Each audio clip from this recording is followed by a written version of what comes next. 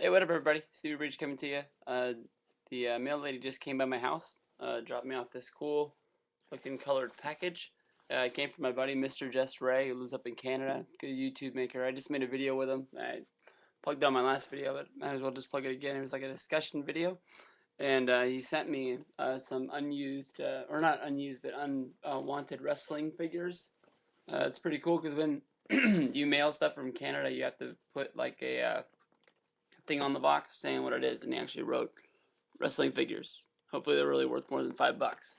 You know, to me, they're probably worth a whole lot more than that because I just got memories. I'll pull these out. I think he might have told me who's in here, but I don't remember. So I will pull them out, and I'll just tell you, what I think of each guy, because that's really what I think about when I think about wrestling figures. I used to have on a display in my house all my old loose ones. I don't know, it's just cool. Like you look at your old ones and you just remember like how cool they are. Oh, right here, right off the bat, we got Big Papa Pump Scott Steiner, and he's wearing the looks like he's wearing an ECW title, but I don't know. First, this could be the WCW title. I can't really tell. Sometimes I think I need glasses. Sometimes. White Thunder, Big Papa Pump. I always liked this guy. He was over with me in WCW. I always like the heels more than the faces. That's just the way it is. And I don't know. He pretty much was the guy carrying WCW till its last days. So he was always really cool with me. Oh, we got a Paul Bear action figure. No, this isn't Paul Bear. That's Sergeant Slaughter. What the hell am I talking about? It's got the same shape as Paul Bear, but I don't know.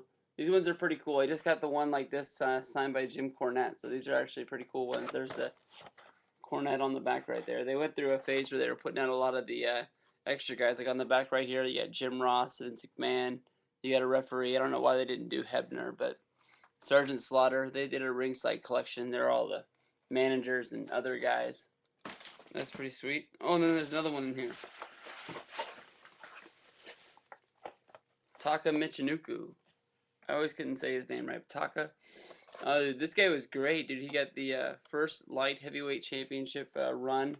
I think he held it for a long, long time. Really wasn't used on pay-per-views that much and stuff like that. But no, this guy was way cool. He did stuff in the ring at the time that they were sort of copying from WCW, and they were stealing their lightweight and cruiserweights. They didn't have the guys, but they figured they just put out some dudes and it would work. And some of the stuff was great. If they would have got Candido like they tried to, they said in a shoot interview, Vince said he was trying to bring Candido back in order to join that cruiserweight division, but Candido was at least smart enough to know that they're never going to use the small guys. Right, it's a big man's game in WWE, and that's the reason why he didn't go. But I don't know, could have been different. And then we got SummerSlam '99, fully loaded 2 Test. Test is a guy that when he was like this, not the muscle-bound Test from ECW. I was a huge fan of Test, and I always thought he was really over. There was honestly a one Monday Night Raw where they actually almost put the title on Test. It was a last-minute decision to pull back and keep the belt on Triple H. He was a big old angle built up against, Test was the guy that was, going out with Stephanie before Hunter, and he was the man that was going to beat him. So this honestly is really, really cool to me. I was a big fan of Test when it was like this, but he came back to ECW at the end. It was a surprise just because he looked so much different, and but I believe there was actually one pay-per-view. It doesn't come to mind which one it was, but he actually had a chance to win the title, and he lost it. I don't remember who he fought. It was probably Bobby Lashley or sometimes, but ECW was some of the best TV that was out there, honestly, at the time. Raw and SmackDown was sort of stale, and it was fun to watch ECW because it was like watching maybe like an indie show that would come to town. The roster wasn't that great. Some of the guys Test was all jacked up, but some of the guys just weren't 100% into shape. So I really liked ECW. So there you go. Thank you, MrJustRay. Make sure you go check out his channel for sure. I will be putting an annotation in there, and bing.